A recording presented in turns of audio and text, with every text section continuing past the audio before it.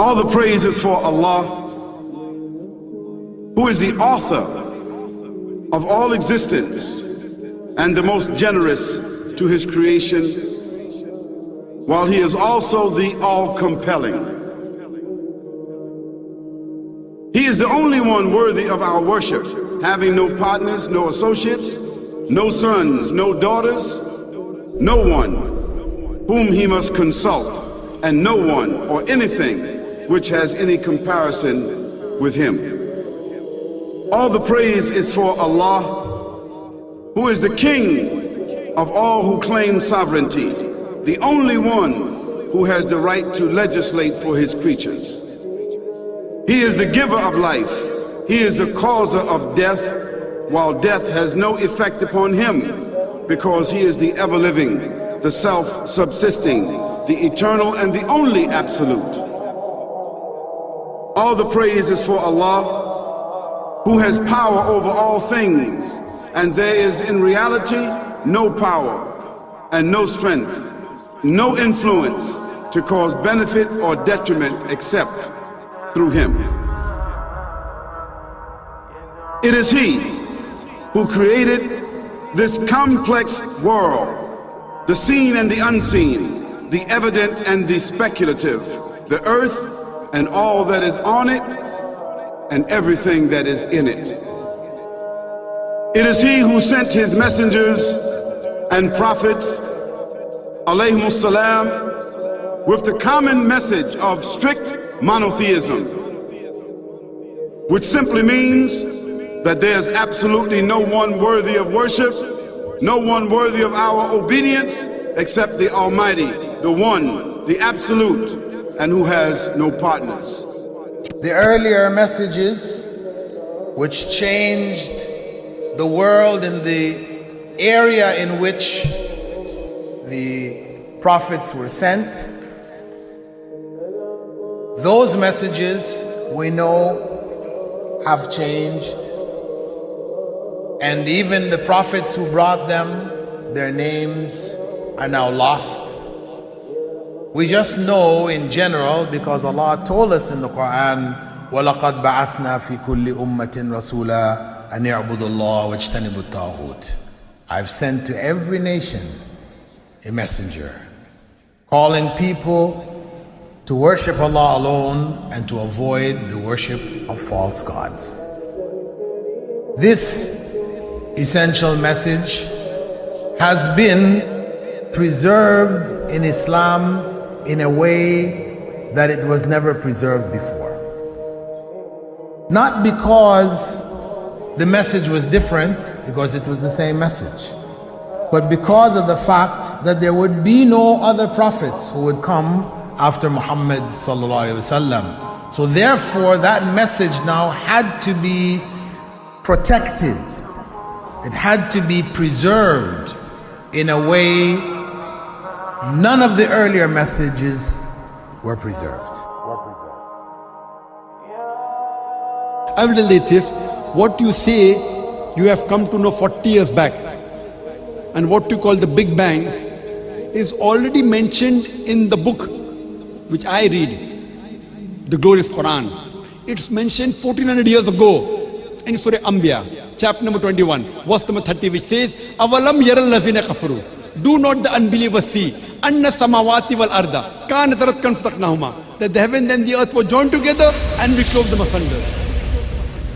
What you're talking about, the Big Bang, I try and imagine compressing a spring. I push it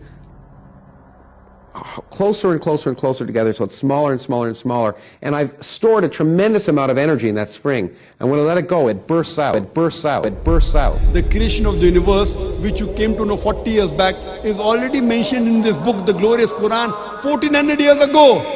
Who could have mentioned that in the Quran?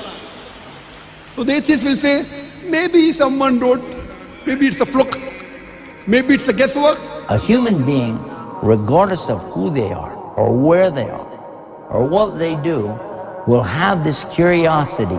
They'll want to know, why am I here? How did I get here? And do I have a purpose? And if so, what is it? The only one who would really be able to answer that question would be the Creator himself. If there is a creator, it would be up to him to tell us why we were created and what he expects from us and what this life is really about.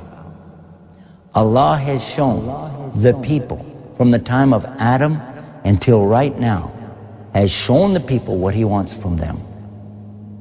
And it's a very simple thing, and that is that worship be for him alone without any partners. In fact, we know this life to be a test from Almighty God. That's why we're born, and that's why we die, because there has to be a beginning and an end for us to be tested on. The next life, after this life, no one will ever die again. A bad person or a good person. Both are brought back and they continue to live in the next life, either in good shape or not so good shape, depending on how they did on the test. The worship of the God of Abraham, that was what was taught by these prophets. The Lord of the Arsh and Kursi. We're talking about the Lord of the worlds. Alhamdulillah Rabbil Alameen. We're talking about the Lord of the entire universe and beyond. The entire universe and beyond. You know, we live in this dunya and we are fascinated with this dunya which Allah subhanahu wa ta'ala indeed has created in a beautiful manner. We're fascinated. There are over billions of people which live on this dunya at this moment in time. Over 6 billion people that live on the dunya at this moment in time. This dunya of Allah subhanahu wa ta'ala is so big that there is space in this dunya for billions and billions and billions or more people. But what is this dunya in comparison to what Allah subhanahu wa ta'ala has created out there? This dunya is insignificant. This dunya is meaningless to Allah. It means nothing. It is worthless. So worthless, compare it with the sun. The sun is one star. You know more science than me. You'll be able to tell me better. Take this planet Earth and you place it inside the sun and you will be able to place 1.3 million Earths in the sun. 1.3 million Earths in the sun. Allahu Akbar. Allah is the greatest. The sun is one star. One star. There are stars out there which are millions of times bigger than the sun. You tell me this, that you need millions and millions of stars to make one galaxy. And then you tell me this, that there are zillions of galaxies out there. Let me tell you on top of this, my friend, after this, whatever you see above, when you raise your head and you look above, whatever you see above, the zillions and zillions and zillions of galaxies, let me tell you, this is everything there is within the first heaven. Everything there is within the first heaven, and Allah is the creator of 7 heavens. 7 heavens. And the distance between the first heaven and the second heaven is 500 years. You know, the distance that can be covered in 500 years, at what speed? Only Allah knows. Only Allah knows. But it will take 500 years to get from the first heaven to the second heaven. 500 years from the second to the third, third to the fourth, fourth to the fifth, fifth to the sixth, sixth to the seventh. Every time it will take 500 years. After the 7 heavens,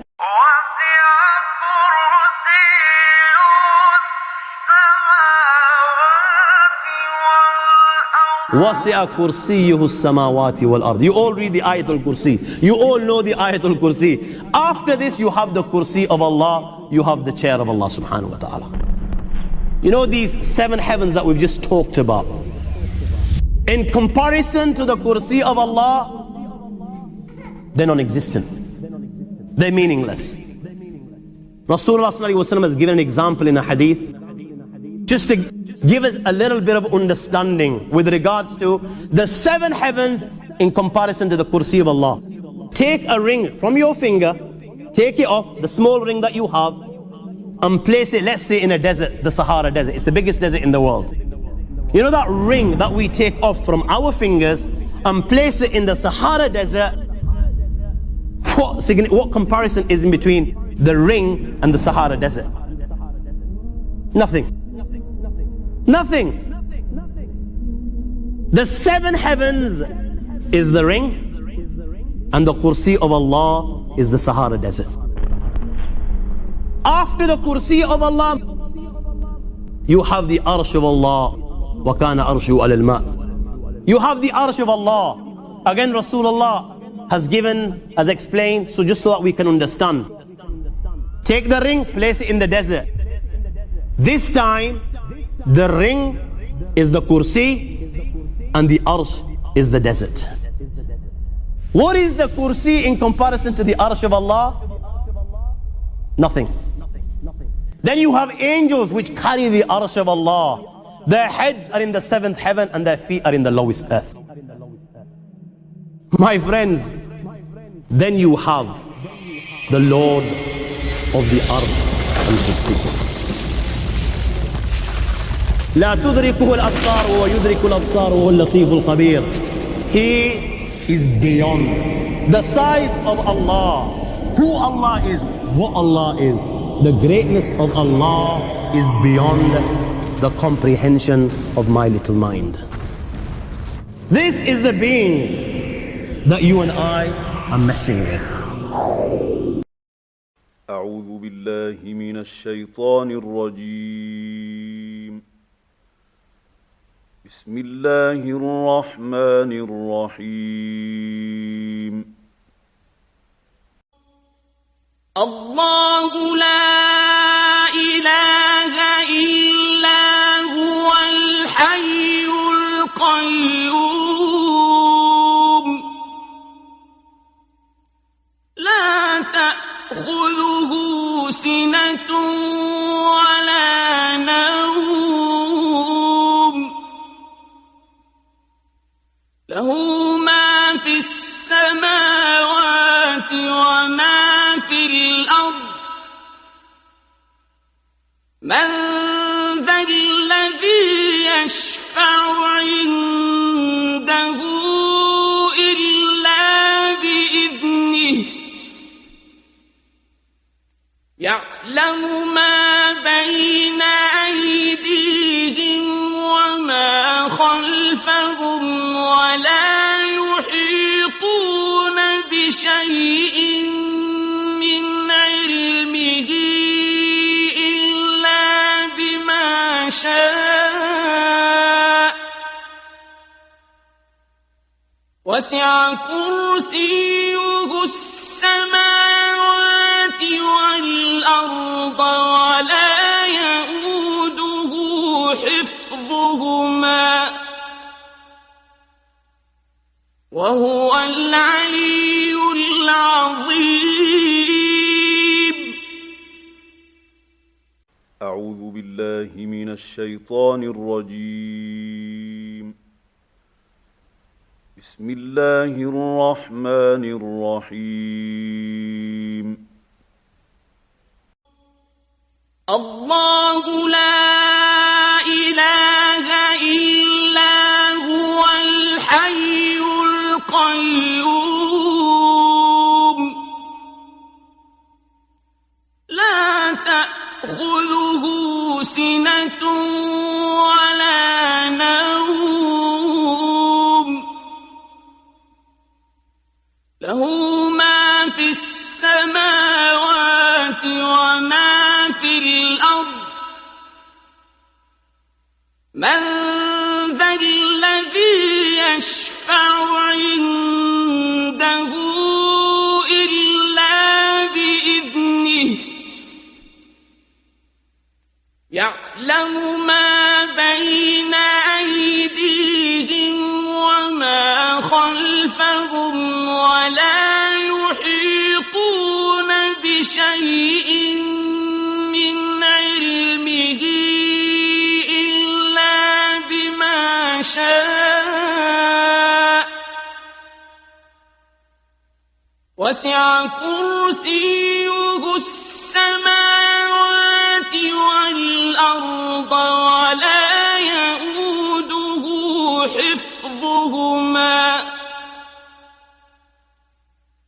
وهو العلي العظيم.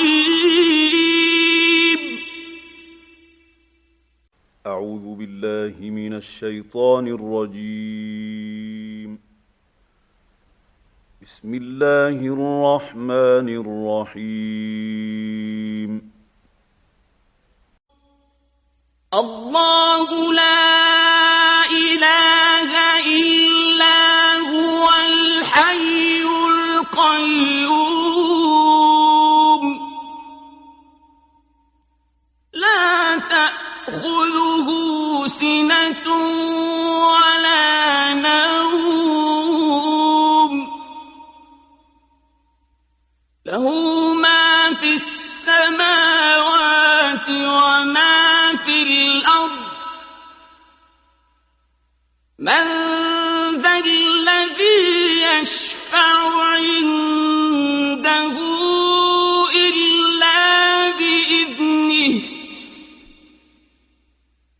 يعلم ما بين أيديهم وما خلفهم ولا يحيطون بشيء من علمه إلا بما شاء